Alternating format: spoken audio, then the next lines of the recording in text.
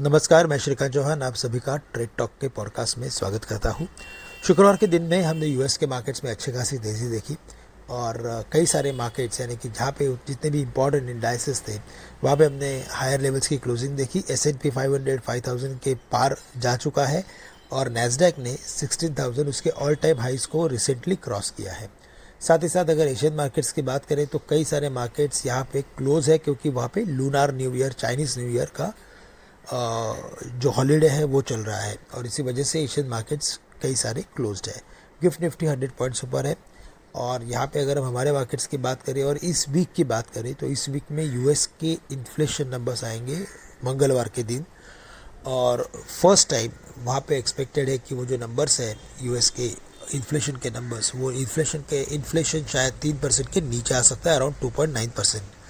और जो core inflation है वो 3.7% हो सकता है। तो अगर इन्हीं नंबर्स के साथ अगर अनाउंसमेंट आती है तो फिर रेट कट की पॉसिबिलिटी यूएस में बढ़ जाएगी।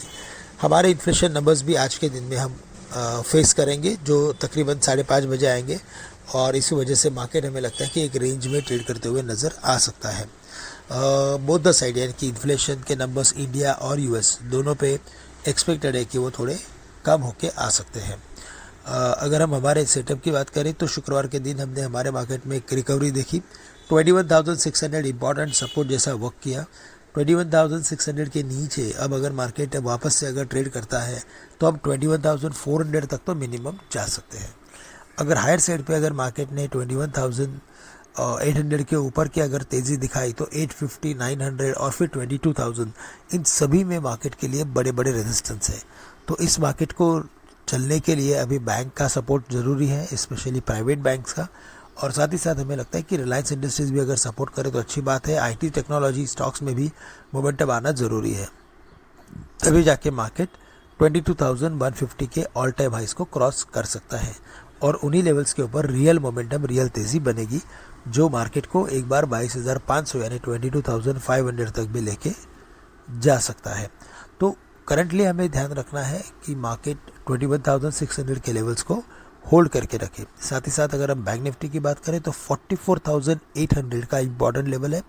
इन लेवल्स के नीचे मंदी बनेगी और हायर लेवल्स पे तेज़ी बनेगी अबाव 46,000 लेवल्स, जो शायद 46,900 तक भी बैंक निफ्टी को लेके जा सकता है। लेकिन यहाँ पे हमें प्राइवेट बैंक से सपोर्ट आना काफ़ी ज़रूरी है। स्टॉक्स में भी एक बात करें तो स्टेट बैंक 725 के आसपास बंद हुआ है, तो 725 के ऊपर 745 के लेवल्स उभर के आते हैं। करेक्शन में 700 के लेवल्स शायद दिख सकते हैं और हायर लेवल्स पे हमें लगता है कि ये स्टॉक शायद 750 के भी लेवल्स को क्रॉस कर सकता है। मोमेंटम काफ़ी तगड़ा है। रिलायंस इंडस्ट्रीज में भी काफ़ी सारा स्टीम बना हुआ है, लेकिन 2950 के ऊपर ही तेज़ी एक्सपेक्ट हो सकती है, जो शायद रिलायंस को एक बार 3,000 से लेकर 3,050 तक, 3,050 तक भी लेके जा सकता है। तो रिलायंस, स्टेट बैंक दोनों पे ध्यान रखें और साथ ही साथ प्राइवेट बैंक्स के ऊपर भी हमें लगता है कि फोकस करना ज़रूरी है। तो दोस्तों आज के लिए बस इतना ही। आप सबसे मैं आज के लिए विदा लेता हूँ। धन्यवाद।